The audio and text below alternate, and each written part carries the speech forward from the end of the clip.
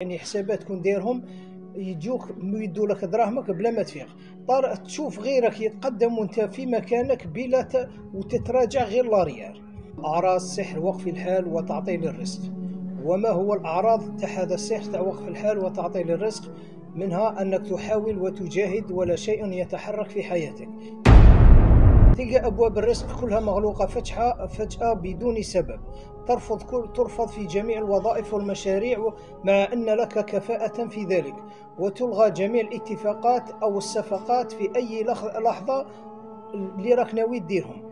يولي عندك شعور بالجمود والشلل المالي، وتتكرر الخسائر والنفقات الطارئة والغريبة. يعني حسابات كون دايرهم يجوك يدوا لك دراهمك بلا ما تفيق.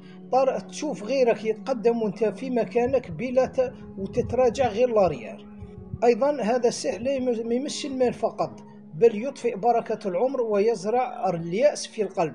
يعني هذا السحر وقف الحال وتعطيل الرزق كارثة بمعنى كلمة، يحطم الإنسان بكل المقاييس. مع تحية الشيخ الراقي والمعالج والباحث أبو تقي الله